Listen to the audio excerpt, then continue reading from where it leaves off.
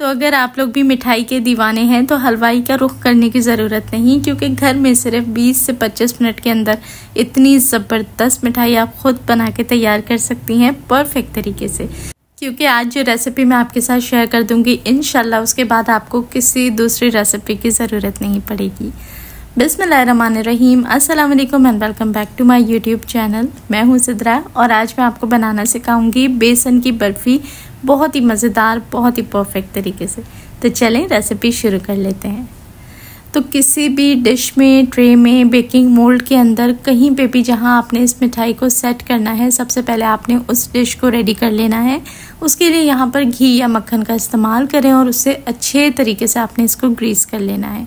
मैंने जिस ट्रे को इंतखाब किया है वो आधा इंच के जितनी चौड़ी है, जिसकी वजह से जो बर्फ़ी की कतलियाँ कटेंगी ना वो प्रॉपर हाफ इंच साइज़ पे कटेंगी, तो ये बिल्कुल बेस्ट रहती है।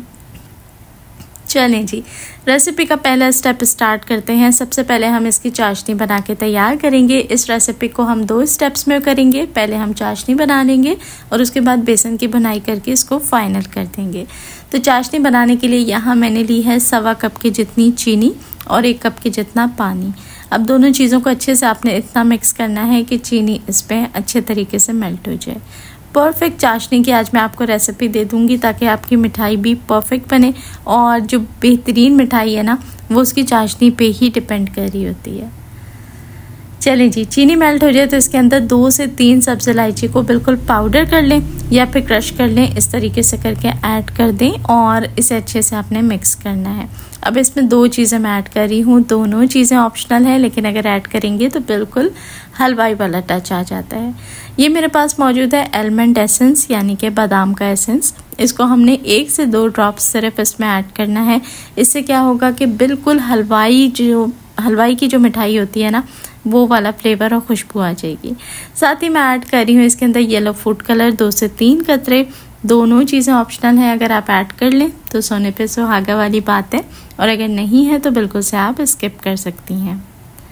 अब आपने इस चाशनी को अच्छे से मिक्स करके 2 से 3 मिनट तक पकाना है, और इस चाशनी में हमने हल्की सी एक तार लानी होती है।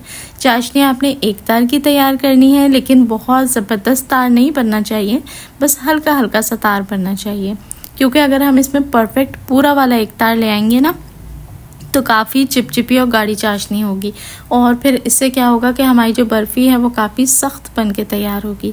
तो ये बर्फ़ी ऐसी बननी चाहिए जो बिल्कुल नरम ना हो लेकिन मुंह में घुल जाए, इतनी प्यारी सी होनी चाहिए। तो सख्ती हमने बिल्कुल नहीं रखनी इसके अंदर। अब यहाँ देखें 2 से 3 मिनट ये पक चुका है। अब आप देखें इसमें हल्का हल्का सा तार बन रहा है, कभी तार बन रहा है और कभी नहीं बन रहा है। इसका मतलब है ये तार अभी हल्का है और हमें ऐसी ही चाशनी चाहिए। तो बस आपने 2 से 3 मिनट पका लिया। अब इसे रख दें एक तरफ और चलते हैं अगले स्टेप की तरफ। मिठाई बनाने के लिए हमेशा घी का इस्तेमाल करें। कुकिंग ऑयल के अंदर कभी भी जायका नहीं आता। घी हमने लेना है 1 कप के जितना, जिसमें से मैंने 3/4 हिस्सा जो है वो अभी पैन में ऐड कर दिया है, यानी 3/4 कप, और बाकी घी जो है वो हम बाद में इस्तेमाल करेंगे, तो उसे हम रख देंगे एक तरफ। अब घी जैसे ही मेल्ट हो इसके अंदर शामिल कर देने हैं 2 कप के जितना बेसन। नाप के लिए कोई भी 1 कप फिक्स कर लें और उससे आप इसको बना सकते हैं। अब बेसन की हमने करनी है भुनाई। यहाँ पर आपने रखना होगा 2 से 3 चीज़ों का ख्याल। एक तो आंच आपने लो मीडियम रखनी है। कभी भी तेज़ आंच के ऊपर बेसन को भुनाई ना दिया करें, ना भुना करें। उससे 2 रीज़न्स होते हैं कि बेसन भुनता नहीं है मगर जल जाता है।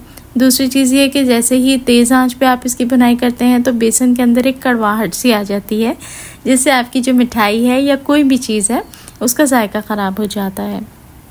और तेज़ आंच पे भुनाई करने का रीज़न एक ये भी है कि उसके बाद कहीं से ये कच्चा रह जाएगा, कहीं से एकदम ओवर कुक हो जाएगा, तो सारी ही चीज़ें ख़राब हो जाएंगी। लिहाजा आंच का बहुत गेम है इसके अंदर, आंच का आपने बहुत ख्याल रखना है। जो दम से थोड़ी ऊपर आंच होती है ना, मुसलसल आपने 5 से 7 मिनट उस पर इसको अच्छे से मिक्स करना है। अब आप देखें जितना घी हमने ऐड किया था वो सारा का सारा बेसन के अंदर अच्छे से गुद चुका है, मिक्स हो चुका है, और ये एक चूरे की फॉर्म में आ चुका है। तो हमने इसको मुसलसल चम्मच चलाते हुए भूनते रहना है ताकि ये नीचे लगे नहीं। अब क्या करना है कि जब अच्छे से सारा घी मिक्स हो जाए अब हमने जो बचाया हुआ घी था वो भी इसके अंदर ऐड कर देना है, सारा का सारा। टोटल जो घी गया है वो भर के ऊपर तक लेवल करके 1 कप किया है इसके अंदर। अब आपने जो बाकी घी ऐड किया है उसे ऐड करके आपने अच्छे से मिक्स करना है। यहाँ पर क्या होता है कि हल्के हल्के छोटे छोटे से लम्प्स आपको लगेगा कि बन रहे हैं, लेकिन आपने परेशान नहीं होना, आराम से बहुत ही आसानी के साथ आपने इसको मिक्स करते जाना है। थोड़ी देर में आप देखेंगे कि ये जो मटेरियल है ये लूज़ होना शुरू हो जाएगा, यानी ये अपने अंदर का घी जो है ना वो रिलीज़ करेगा। तो बस आपने क्या करना है, आंच को स्लो रखते हुए इसकी भुनाई करते रहें। थोड़ी देर में क्या होगा कि बेसन अपनी बहुत ही प्यारी सी खुशबू देना शुरू कर देगा। जब बेसन अपना कलर हल्का सा चेंज कर ले, पैन को छोड़ने लगे, घी छोड़ दे और हल्की सी खुशबू आने लगे, इसका मतलब है कि भुनाई कंप्लीट हो चुकी है। अब आप देखें ना ये लिक्विड है ना ये बिल्कुल सॉलिड है, ये पैन को भी छोड़ रहा है, ये सिमट भी रहा है। तो बस हमें ऐसा ही बेसन चाहिए और आहिस्ता आहिस्ता ये मुकम्मल घी छोड़ता रहेगा। अब आप देखें कि पैन में बिल्कुल आपको घी जो है वो अलहदा नज़र आ रहा है और इसको मिक्स हमने अच्छे से स्पैचुला से करना है ताकि इसके अंदर का जो दाना है वो साथ साथ डिज़ोल्व हो जाए। कंसिस्टेंसी देख लें, कंसिस्टेंसी कुछ इस तरीके की होनी चाहिए। अब यहाँ हमने क्या करना है, यहाँ इसके फ्लेवर को बढ़ाने के लिए, मज़ीद मज़ेदार बनाने के लिए मैं इसके अंदर ऐड करूँगी सिर्फ़ और सिर्फ 2 टेबल स्पून के जितना मिल्क पाउडर। ये भी ऑप्शनल है, वही बात कि इसमें 4 चांद लगाने वाली बात होगी अगर हम इसे ऐड कर देंगे। अगर आपके पास नहीं है तो आप इसे स्किप भी कर सकते हैं। मिल्क पाउडर ऐड करके ये बिल्कुल हलवाई जैसी बर्फ़ी बन के तैयार होगी और इतनी टेस्टी होगी कि एक खाने के बाद आपका दिल नहीं भरेगा, दिल चाहेगा कि इसको मज़ीद खाते ही जाएं। अच्छे से इसको मिक्स कर लें। मिल्क पाउडर इसमें जैसे ही मिक्स हो जाए तो बारी आएगी इसमें चाशनी ऐड करने की, क्योंकि भुनाई बेसन की मुकम्मल हो चुकी है। तो सारी की सारी चाशनी एक ही दफ़ा में ऐड करनी है और चाशनी ऐड करते हुए आपने इस बात का ख्याल रखना है कि आंच को आपने बिल्कुल दम वाला यानी कि बिल्कुल धीमा कर देना है। उससे ये होता है कि जब गरम गरम चाशनी इसके अंदर जाती है ना तो एकदम से वो बबलिंग स्टार्ट करती है, तो फिर वो छींटे पड़ने का भी चांस होता है।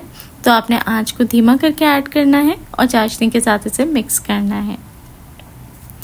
तो बस अब जितना काम इसमें रह गया है वो सिर्फ और सिर्फ 2 से 3 मिनट का है कि चाशनी इसमें अच्छे से मिक्स हो जाए और उसके बाद ये थोड़ी सी थिक हो जाए और पैन को दोबारा से छोड़ने लगे।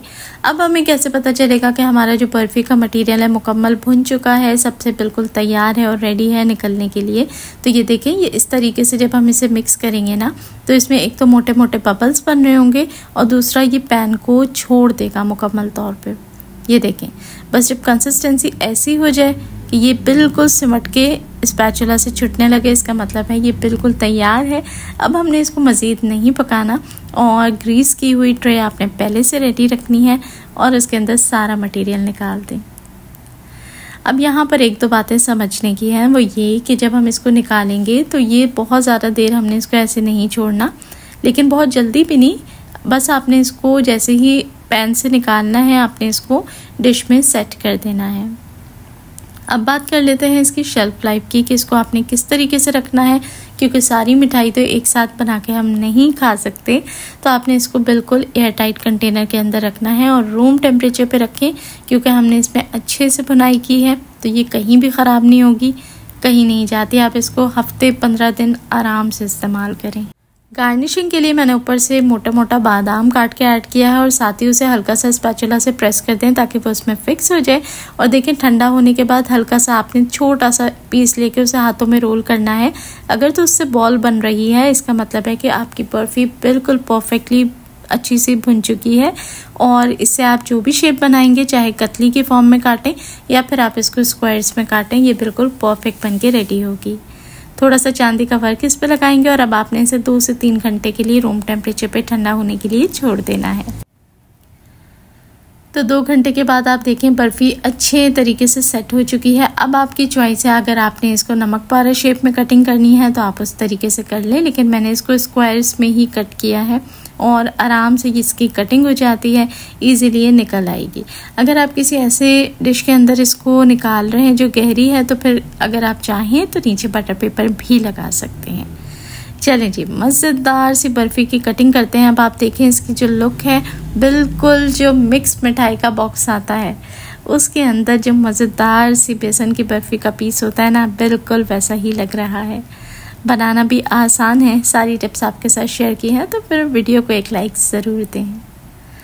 आपको ये रेसिपी कैसी लगी एक प्यारा सा कमेंट करके मुझे ज़रूर बताएं। अच्छी लगी हो तो वीडियो को लाइक करके आगे फ्रेंड्स और फैमिली में शेयर कर दिया करें। और दोस्तों, आपसे एक रिक्वेस्ट है कि चैनल पे नए आते हैं तो चैनल को सब्सक्राइब ज़रूर कर लिया करें। सब्सक्राइब करने से आपको मेरी हर नई वीडियो की नोटिफिकेशन फटाफट मिलेगी। चलें जी, लीजिए मज़ेदार सी बर्फ़ी तैयार है। हलवाई स्टाइल ज़रूर ट्राई करें। अच्छी लगी हो तो वीडियो को लाइक शेयर ज़रूर करें। देखने वाले सभी लोगों का बेहद शुक्रिया।